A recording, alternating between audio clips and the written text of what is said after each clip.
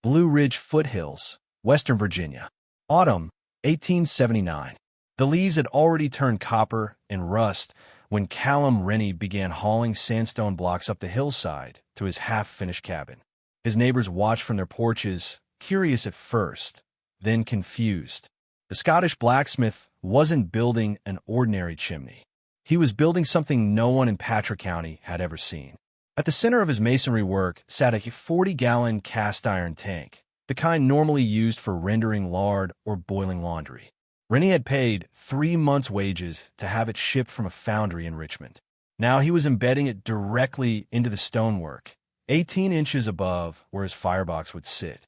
"A chimney isn't a cook pot," muttered Samuel Dawes, a tobacco farmer who lived a quarter-mile down the creek.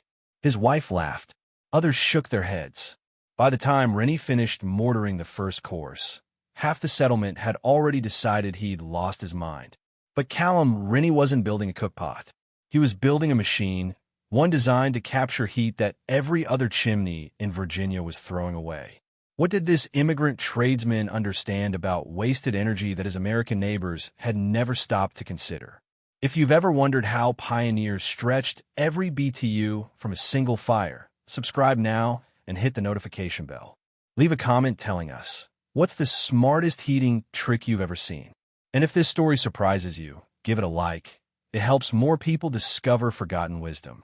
Callum Rennie was born in 1841 in Inverness, in the Scottish Highlands, to a family that worked stone and iron through 5 generations of brutal winters. His father built hearths. His uncle forged tools. By the age of 14, Callum had learned both trades, and more importantly, he had learned to feel heat the way a musician feels rhythm. He immigrated to America in 1866, following the promise of cheap land and plentiful timber. He settled in the Blue Ridge foothills, where he set up a small forge and earned his living shoeing horses, mending plows, and fabricating hinges for barn doors. It was honest work, but every winter, the same observation haunted him. Heat was being wasted, constantly, universally, and completely without awareness. He watched his neighbors stack oak and hickory beside their hearths, burning cord after cord through December, January, February. He watched the smoke rise from their chimneys, carrying temperatures of 400, 500, sometimes 600 degrees Fahrenheit straight into the frozen sky. And he watched those same families haul kettles to separate fires just to boil water for washing, bathing, and scalding milk pails. 2 fires, double the labor, double the fuel. For what? Rennie understood something that blacksmithing had taught him through years of burns, blisters, and trial. Heat moved. It conducted through iron. It radiated from stone. It rose through and escaped through any gap it could find. And most critically, it could be stored. A 100-pound anvil, once heated, stayed warm for hours. A bed of fire bricks held enough energy to keep a forge workable long after the coals died. Mass-absorbed heat. Mass-released heat. This was not theory. This was something Rennie had felt with his own hands 1,000 times. So why, he wondered, did every chimney in America treat flue gases like garbage? His concept was simple in principle, radical in execution. Embed a sealed cast-iron water reservoir directly into the chimney mass, positioned in the path of rising flue gases. The fire would heat the air. The air would heat the stone. The stone and gases would heat the water. And the water, all 40 gallons of it, would become a thermal battery, storing energy that would otherwise vanish into the winter sky. Hot water on demand. No separate fire. No extra wood. Just captured heat doing double duty. He spent the summer of 1879 designing the system in charcoal sketches on pine boards. He calculated the tank's position, 18 inches above the firebox throat, surrounded by 2 inches of firebrick on all sides, then 12 inches of dense sandstone. He planned for a gravity-fed cold water inlet from a barrel outside the cabin and a thermosiphon outlet that would deliver hot water to a spigot beside his wash basin. The physics were sound. The engineering was proven, at least in his mind. Now he just had to build it and survive the laughter. By mid-September, word had spread through the settlement that Callum Rennie was constructing something unusual. Visitors arrived under the pretense of borrowing tools or delivering messages, but their real purpose was obvious. They wanted to see the madness for themselves. Elias Compton was the first to voice what others were thinking. Compton was a respected man, a carpenter who had built more than 30 cabins across Patrick and Floyd counties. He understood wood, joinery, and load-bearing structures. He did not understand why any sane person would suspend 350 pounds of cast iron and water inside a chimney meant to vent smoke. "You're going to blow yourself to pieces," Compton said, standing in Rennie's half-finished cabin with his arms crossed. "Water and fire don't mix. Every man knows that. You heat a sealed vessel, pressure builds, and, eventually, he made an explosive gesture with his hands. Boom! Iron shrapnel. You'll be picking pieces out of your walls, if you're still alive to do it." Rennie listened politely. Then he showed Compton the vent pipe. The tank was not sealed airtight. A half-inch copper tube rose from its top, curved through the masonry, and exited through the chimney's outer wall. Any steam that formed would escape harmlessly into the atmosphere. The pressure would never build beyond what the system could release. Compton frowned. "And the weight? That stonework isn't meant to hold a full water tank." Rennie walked him outside and pointed to the foundation. 24 inches of limestone footings, 6 inches wider than the chimney base on every side. The total chimney mass, sandstone, firebrick, mortar, iron, and water, would approach 5,200 pounds. But the load was distributed across more than 9 square feet of bearing surface. The pressure per square inch was less than what the earth beneath a loaded freight wagon endured. Compton had no response to the mathematics, but he shook his head anyway. "It's cleverness for its own sake," he said. "A man doesn't need hot water piped to his wash basin. A kettle works fine." Margaret Pruitt, a widow who lived east of the creek, had a different objection. She worried about the chimney drawing properly. "You put all that mass in the flue path, you'll choke the draft," she warned. "Smoke will back up into the cabin. You'll be coughing all winter if you don't suffocate first." Rennie had considered this. The firebox throat was oversized by 4 inches in both dimensions. The flue channel wrapped around the tank rather than passing through it, maintaining a continuous upward path. And the thermal mass itself would aid the draft once heated. Warm stone created a pressure differential that pulled air through the system more efficiently than cold masonry ever could. He explained this patiently. Pruitt listened, nodded, and then said, "Well, I suppose we'll see come January." That phrase, "we'll see," became the settlement's unofficial verdict. No one believed the system would work, but no one wanted to miss the moment when it failed. The chimney was finished on October 23, 1879. Rennie had worked alone for most of the construction, mixing mortar in the early mornings, laying stone through the afternoons, and fitting the copper piping by lantern light. The final structure rose 11 feet from foundation to cap, with walls 14 inches thick at the base tapering to 10 inches at the top. The embedded tank sat invisible within the mass, betrayed only by the 2 copper pipes, one entering low, one exiting high, that connected it to the water system. The gravity feed came from a 50-gallon oak barrel mounted on a platform outside the cabin's north wall. Cold water flowed down through a 1/4-inch copper line, entered the tank at its lowest point, and, as it heated, rose naturally through the system. The hot water outlet, positioned at the tank's highest point, ran through the interior wall and terminated at a brass spigot above Rennie's wash basin. No pumps, no valves, just physics. On the evening of October 24th, Rennie lit the first fire. He used seasoned oak, dense, slow-burning, and hot. The firebox caught quickly, and within 30 minutes, the stones around the hearth were warm to the touch. He placed his hand on the chimney mass at chest height, near where the tank was embedded. Cool at first, then gradually faintly warm. At 90 minutes, he opened the spigot. The water that flowed out was not boiling, but it was hot. Hot enough that he pulled his hand back instinctively. He estimated the temperature at 110 degrees Fahrenheit, perhaps slightly higher. Warm enough to wash. Warm enough to prove the concept. By 8 o'clock that evening, with the fire burned down to coals, The spigot water had reached 145 degrees.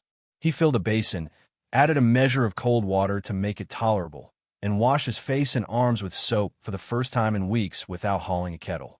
The fire consumed no more wood than any ordinary hearth. But now it delivered 2 services instead of 1. Rennie refilled the gravity barrel the next morning and repeated the process. By noon, with a moderate fire burning, the system held steady. By evening, the water temperature had stabilized at 150 degrees, hot enough to scald if he wasn't careful. He mentioned the results to Samuel Dawes, who had stopped by to return a borrowed chisel. Dawes listened, shrugged, and said, "One warm night doesn't make a winter. Let's see how it holds when the real cold comes." Rennie didn't argue. He simply nodded and added another log to the fire. If you're learning something new about how pioneers engineered heat, subscribe and hit the bell. There's more coming. Drop a comment below. Would you trust this system in your cabin? The real cold came on January 14th, 1880. A mass of Arctic air descended from Canada, swept across the Ohio Valley, and settled into the Appalachian hollows with the weight of iron. By dawn, the temperature at the Rennie cabin had fallen to 7 degrees below 0 Fahrenheit. The creek froze solid by midday. Livestock huddled in barns, their breath crystallizing on the walls. Men who ventured outside returned with frost on their beards and numbness in their fingers. For the settlers of Patrick County, this was survival weather, the kind that tested every joint in every cabin, every cord of stacked wood, every decision made in the warmer months. At the Compton cabin, a quarter-mile south, the family burned oak through the night and woke to an interior temperature of 48 degrees. Elias Compton estimated he had used nearly a third more wood than usual. His wife boiled water for washing on a separate hearth fire, consuming additional fuel. By the second day of the cold snap, he sent his eldest son to the woodpile 3 times. At the Pruitt cabin, the story was similar. Margaret Pruitt kept her fire roaring from dusk to dawn, but the cabin's thin chinking and single-layer walls bled heat faster than she could produce it. She slept in her coat. Her washing water froze in the basin overnight. At the Rennie cabin, the morning of January 15th arrived differently. Callum Rennie woke at 6 o'clock to a cabin interior of 62 degrees Fahrenheit. The fire had burned down to embers hours earlier, but the chimney mass, all 5,000 pounds of stone, morite, firebrick, and water, was still radiating heat into the room. He placed his hand on the hearthstones. Warm. He touched the chimney wall at shoulder height. Warm. He opened the spigot above the wash basin. The water flowed at 130 degrees. He relit the fire with a small charge of kindling and 2 splits of oak. Within an hour, the cabin had climbed to 66 degrees. The water temperature rose to 145. By the end of the 3-day cold snap, Rennie had burned approximately the same quantity of wood as a normal January week. His neighbors had burned 30 to 40% more, and not one of them had enjoyed hot water without lighting a second fire. Elias Compton visited on January 18th, after the temperatures had moderated. He did not announce his purpose. He simply walked into Rennie's cabin, looked at the chimney, and placed his palm against the stonework. It was 6 o'clock in the morning. The fire had been out for 5 hours. The stone was still warm. Compton said nothing for a long moment. Then he asked, "Do you still have those drawings?" Rennie did. He had kept them on a pine board above his workbench. By February, 4 families had approached him about building similar systems. By the following winter, local accounts suggest that at least 11 cabins in the Blue Ridge foothills had incorporated some version of the water tank chimney, adapted to local materials, local needs, and local skepticism that had slowly, grudgingly, transformed into local adoption. By the winter of 1881, the water tank chimney had ceased to be Callum Rennie's experiment. It had become a regional adaptation. Oral accounts from descendants and fragmentary records suggest that at least 11 cabins within a 50-mile radius of Rennie's original homestead had incorporated some version of his design. The variations were telling. They revealed not blind copying, but intelligent modification, the kind that happens when an idea meets local materials, local needs, and local ingenuity. In Floyd County, a farmer named Jacob Keller built a version using soapstone instead of sandstone. Soapstone, softer and easier to carve, had a thermal conductivity nearly identical to sandstone, but could be shaped with hand tools. Keller's chimney mass weighed slightly less, approximately 4,000 pounds, but retained heat just as effectively. His water tank was smaller, only 30 gallons, size for a household of 3 rather than Rennie's household of 1. Near the North Carolina border, a family of German immigrants named Schultz adapted the concept for a larger cabin. They used 2 20-gallon tanks, stacked vertically within a single chimney, with separate inlet and outlet pipes. The lower tank fed the upper tank via thermosiphon. The result? A continuous supply of hot water, even during extended cooking sessions, when the firebox was used intermittently rather than maintained as a steady heat source. In one case, a widower named Thomas Grayson combined Rennie's water tank principle with a bake oven. His chimney included a stone-lined oven chamber positioned opposite the embedded tank, both heated by the same flue gases. He could bake bread and heat water simultaneously, 2 additional functions from a single fire that would have required separate fuel sources in a conventional setup. The designs were not identical, but the principle was universal. Capture the heat. Store the heat. Use the heat twice. This was not a patented invention. Rennie never filed paperwork, never sought exclusivity, never charged a consulting fee. According to a letter written in 1903 by his nephew, Rennie reportedly said, "Heat belongs to the house, not to the sky. Any man who wants it can have it." The concept itself was not entirely new. Variations of hydronic heating, using water as a thermal transfer medium, had existed in Europe for decades, particularly in Scandinavia and Russia. The Russian masonry stove, or gruby pesh, had long incorporated water reservoirs within its mass. What made Rennie's contribution significant was not novelty, but context. He adapted old-world thermal engineering to new-world materials, scale, and the specific constraints of Appalachian frontier life. He built it with local stone. He built it without specialized tools. And he built it in a way that any competent mason could replicate. By 1885, the technique had spread beyond Virginia. References to chimney-heated water systems appear in homesteader journals from Tennessee and Kentucky. A brief mention in an 1887 issue of a regional agricultural gazette describes a Scottish-style hot water chimney as a practical addition to cold climate cabins. The phrasing suggests the design had acquired a cultural identity, even if Rennie's name had been lost to the broader public. The technical legacy persisted much longer. Well into the 20th century, rural builders in Appalachia, the Ozarks, and parts of the northern Rockies continued to incorporate water heating elements into fireplace and stove chimneys. Some used copper coils wrapped around stovepipes. Others embedded tanks, as Rennie had. The methods varied, but the physics remained the same.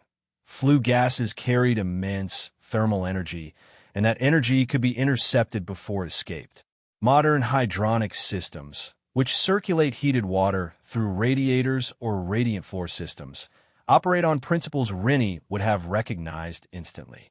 The materials have changed: steel, PX tubing, electronic pumps, but the core concept endures. Capture waste heat. Store it. Move it where it's needed. Rennie himself lived in his cabin until 1902, when failing health prompted him to move in with his nephew's family in Roanoke. The cabin stood for another 18 years before a lightning strike destroyed the roof and the structure was abandoned. The chimney, according to a 1920 county surveyor's notes, remained intact, stones still mortared tight, no evidence of collapse or failure. The water tank itself was reportedly salvaged and used as a wash boiler by a neighboring farm family until at least 1931. No photographs of the original chimney are known to exist. No blueprints survive. What remains are oral histories, secondhand accounts, and the physical evidence of similar systems built by others who learned from a blacksmith who refused to waste heat. The settlers who laughed at Callum Rennie were not fools. They were pragmatists, shaped by years of hard experience in an unforgiving landscape. They knew what worked because they had seen it work. They trusted tradition because tradition had kept them alive. But Rennie understood something deeper. He understood that tradition at its best, was not the repetition of old methods. It was the application of old principles to new problems. His ancestors in Scotland had learned to hoard heat in stone cottages battered by North Sea gales. He simply asked, why shouldn't that same physics work in the Blue Ridge? The answer, proven across 3 brutal winters and replicated across 50 miles of mountain settlements, was simple. It did. If this story changed the way you think about forgotten engineering, hit the like button and subscribe for more deep dives into survival wisdom that actually worked. Drop a comment. What other primitive technologies deserve a second look? And share this video with anyone who loves practical history. Because the smartest solutions aren't always the newest ones. Sometimes they're the ones we stop paying attention to.